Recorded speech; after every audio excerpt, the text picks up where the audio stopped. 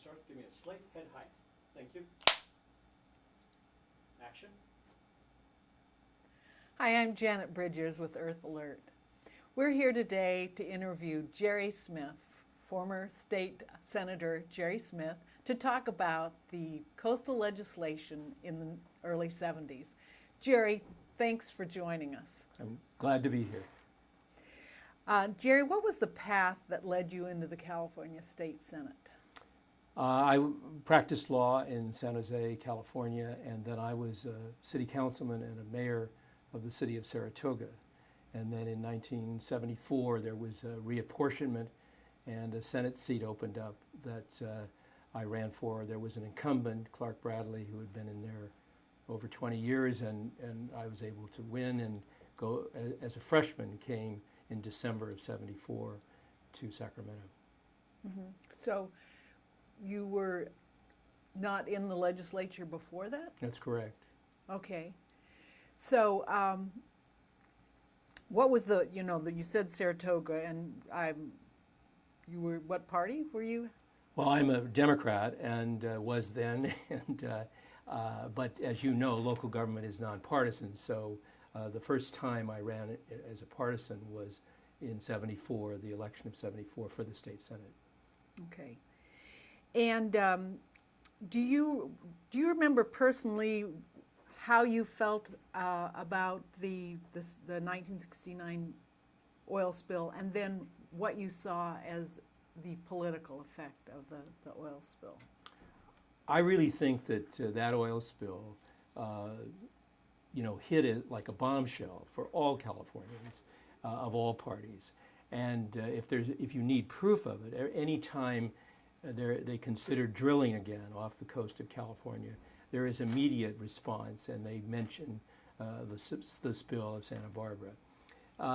And I felt the same way. I felt shocked by it. And I was already in local government by that time, and although I wasn't involved in correcting the transportation of oil, I did participate in the formation of governmental bodies, not just in Saratoga, but in Santa Clara County, where we experimented with bringing multiple jurisdictions together, combining them, and on informal and formal basis to achieve environmental reform or environmental government. For example, the Baylands, the hills, and various forested areas in Santa Clara County.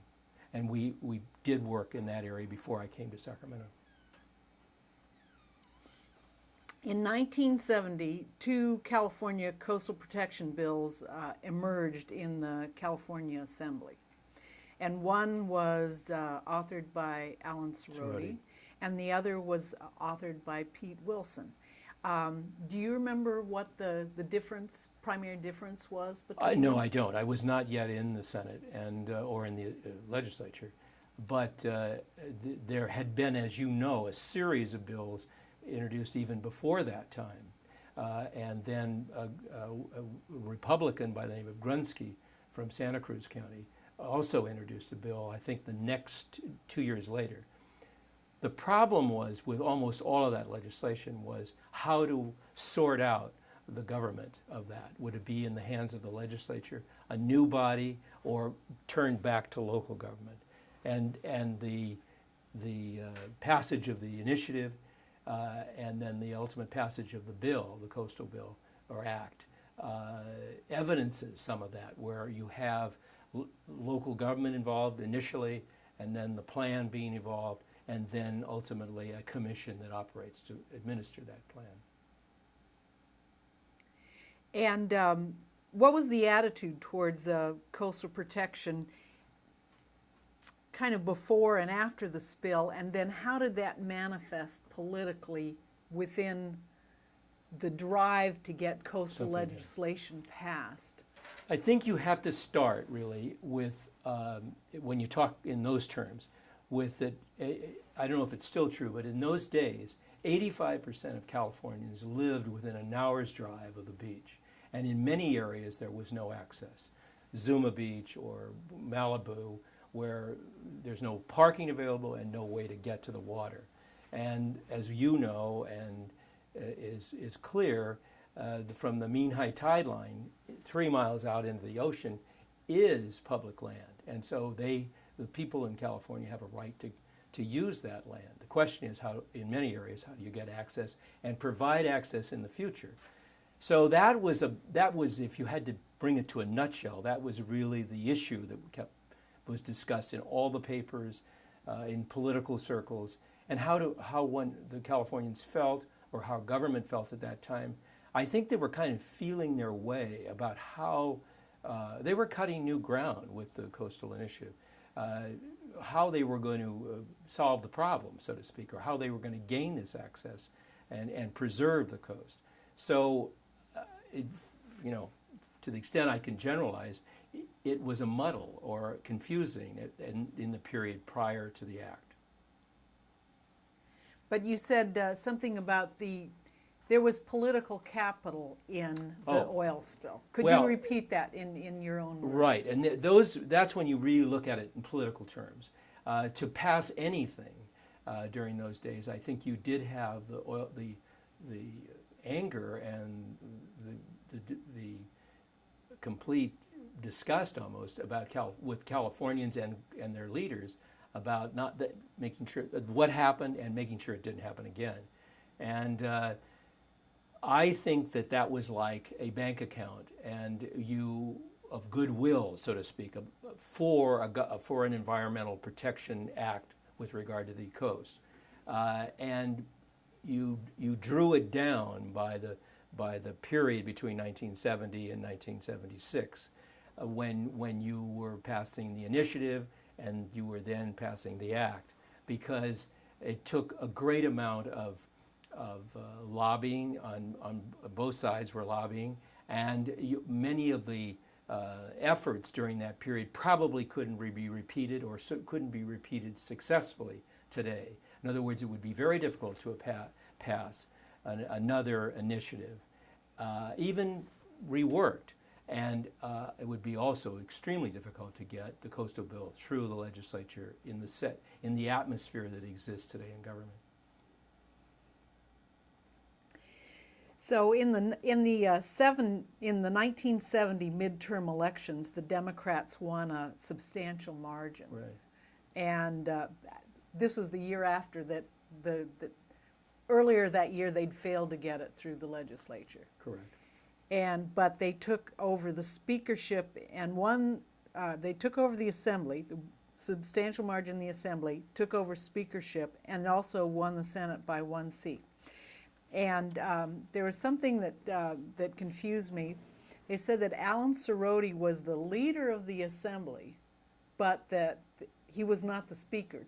What's the difference between those two? I think they may have been referring to he was the leader of this issue. Alan Cerroti was early for coastal protection, way before I got to Sacramento, and was known for that. But he was not the leader of the assembly. Okay, Yeah. or the party leader. He wasn't. Or the party Okay, leader, yeah. He's very self-effacing though. So, could you describe his role in coastal legislation in that period? Well, when I asked before about this question about Alan, really, if there were a judge handing out justice about who was to carry that bill, Alan surely should have carried the bill. He worked hard. He worked when it wasn't a popular issue, or when it was just starting to be popular. And he started to knit together some of the various interests. But a lot of things happened between that period and the ultimate passage of the bill, and other authors were chosen, and that's just politics. The legislature enabling BCDC took 4 years to get through the legislature, and then the coastal legislation failed in 70, but then there was a strategy to try to get it through in 71. Do you know anything about that? Well, strategy? I previously mentioned that I think Alan and Grunsky, from Santa Cruz, co-authored a bill, a Democrat and a Republican. Alan the Democrat, Grunsky the Republican, and that failed also. And that was, I think, their major effort in 72. And so, according to this report by Janet Adams, that they simultaneously, they were pushing on the legislation, but they had already drafted the initiative that took out all the compromises. Now, what kind of compromises do you think they might have been talking about in the legislation? Do you I don't remember? have any. No. Okay. So, and we're also trying to understand, how this is for the less informed. The Senate works on the Senate Rules Committee rules the Senate. They are two different bodies, Uh-huh. and it was even more so in the 70s. You could capsulate the Senate by saying the Senate Rules does run the Senate, but the leader, President Pro Tem, is the crucial vote of the 5 people on rules. They try to split it, usually 3 of the majority party, 2 of the minority party. And it's run more, the Senate in those days was run in a much more collegial manner than, say, the Assembly. In that sense that there was a lot of freedom with regard to introduction of bills. There wasn't straight party line voting. A Democrat could vote for a Republican bill and all that sort of thing. The Assembly, in contrast, is one leader, the Speaker, and he does have a Rules Committee, but he is in control of the Rules Committee. It's much more party-oriented. Now, I'm talking about, 40 years ago. Today, I can't really speak for, and there's much more, as we do know, I can speak about this, much more party loyalty in both houses now, even in the Senate. The Senate has somewhat changed. I went as a freshman to the Senate in '74, and then within 2 years wound up carrying the coastal bill. It's a long story, but the story basically is unusual because a freshman senator carrying a bill of that import, and it was a set of peculiar facts. But those things happened in the Senate, and I loved that freedom of being able to put a bill in, even as a senator, and getting a real consideration for it. Now, in your thoughts and your impressions about this, if they believed there was the strength to pass an initiative, why was the initiative designed so it would have to go back to the legislature in 4 years? Well, and this is only an educated guess, but I think it made it much more palatable to the people generally and to interest groups, especially local government, that I thought, because I had some experience later when we were going back attempting to gain support for the bill itself or the act. And we had the same problem. You were trying to get the local government to go along in some respects with this new entity, really, with a lot of power. Some have said, the most powerful environmental body in the United States.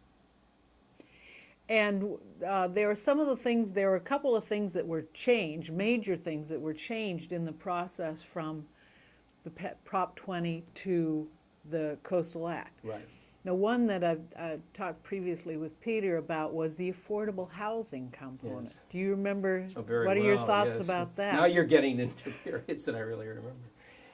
One of the votes we really wanted in the Senate, now remember, we needed 21 votes in a 40-member body, so we needed 21 votes. 25 at that point, I'm sure I'm right on that, were Democrats. It may even have been 27, but anyways, well over 21. But one of the key votes was Dave Roberti's vote, and he was then, as I think, majority leader at that point. And a good guy and a good vote on thing, but he wanted this housing element into the bill, and it was done to try to get his vote, to put it right out on the table, and it did not get his vote. I think ultimately, I think he still voted against it. But there may have been there surely were other reasons. Mm-hmm.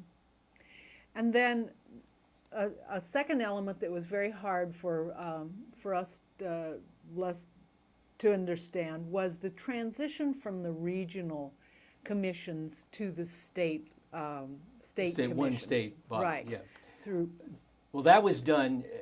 I hinted at that earlier. That was done to encourage local government to come along. to give them a role. You know, the 6 districts, they would come up with the local plan, and then it would go to and there was a time limit on it, and then go weave together the coastal plan for the whole coast, but would be administered not by these local entities, but would be administered by the Coastal Commission. The local entities would ultimately fade away, and then you would just have the one body. So it was a hybrid. It was deliberately done that way to hopefully get counties and cities to come along, because they were giving up some jurisdiction here and some power here, because the ultimate power was going to be in the zone, was going to be with the commission. And so it was a major step, and that's why we came up with this plan. And it's always been a sore spot, actually, with activists, because the regional structure allowed you to testify in an area close to your home or your area of activism, Right. which for activists, of course, is much more affordable than having to drive or fly to Eureka. I understand. But this was not, if you're suggesting by your question that this was done deliberately to, in some way, inhibit activists. That's just not true, because most of the aye votes, for, if not all of them, for the bill itself were activists. I mean, to the core. So it was done to strike a compromise, and you know, most good legislation is a matter of compromise. So, no, back to, did the regional commissions, did they phase out all at once? Or was there 1 month when you had regional commissions, and then the next month you're to the state commissions? I haven't looked at that in 40 years, 40. but I think the way it worked is that there was a time limit on them coming up with their local plan, and that could be extended. Some counties, as I remember, got some additional time, months, that kind of limited time. And then once that was done and approved, there really wasn't a function anymore for the local commissions. And so at that time, somewhere after the plan was together, they faded out. But I don't remember exactly how many months or what there. I don't think there was a deadline, you know, where Thursday everybody stopped on the local level, and I think it was piecemeal. Mm-hmm. That's my memory anyway. How do you feel about support now throughout the state for coastal advocate protection? You mean to change the act? Or? No, just in general. If you went out, you know, with to take a poll or to guess what the results of a poll would be with regard to coastal as we both legislation. know, you can word polls to almost get the results you want. But I mean, if it was a good poll and good questions and a good sample of California, I think you would get a positive vote. But the problem comes not in getting a positive vote on an issue like, or do you want to save the coast? The rub comes when the opponents come together and oppose whatever's on the ballot. And the opponents we had in those days was the real estate lobby, the building lobby, and the contractors, unions, and especially the trade unions, who were working with carpenters, people that would benefit by it. Local government was opposed, especially the counties, and cities right up to the end. I think toward the end they got some of the things they wanted and may have gone neutral on the bill. And that's the oil companies, other big developers. So you have a lot of interest, both financial and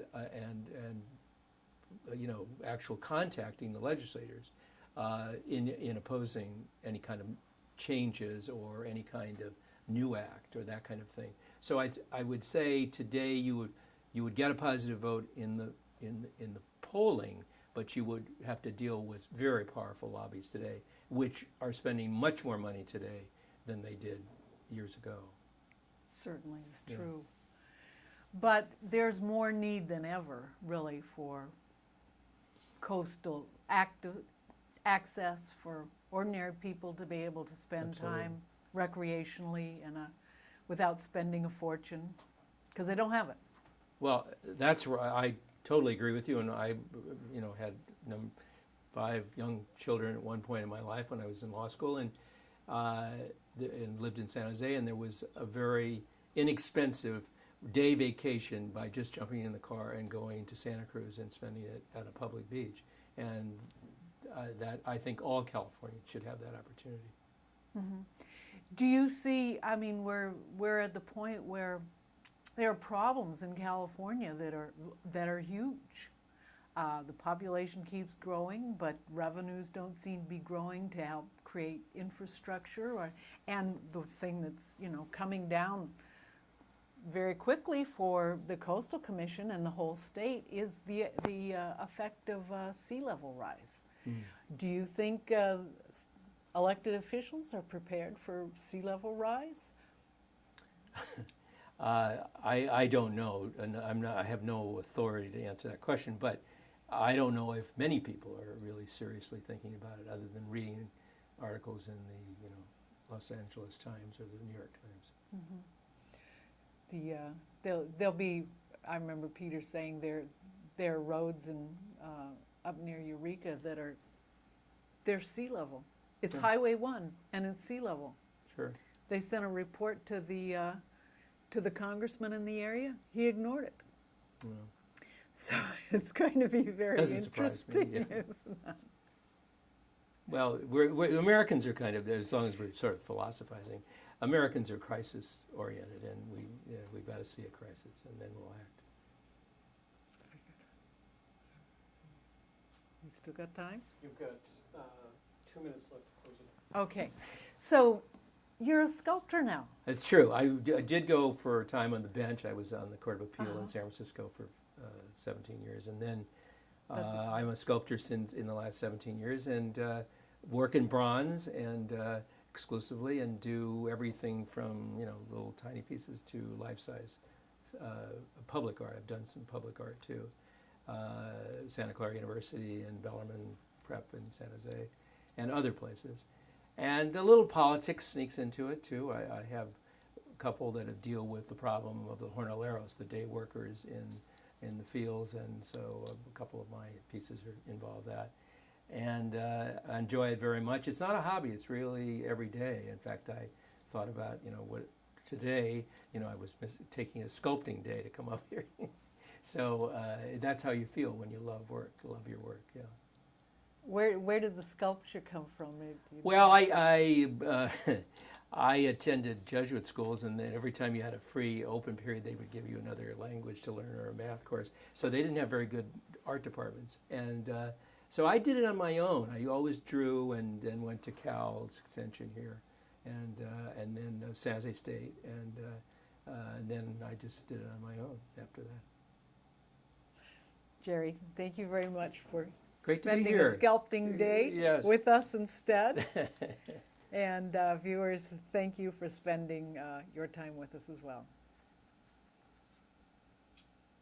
And cut. Hold your positions, please. Do you know Bud Bottoms? Pardon me? Bud Bottoms?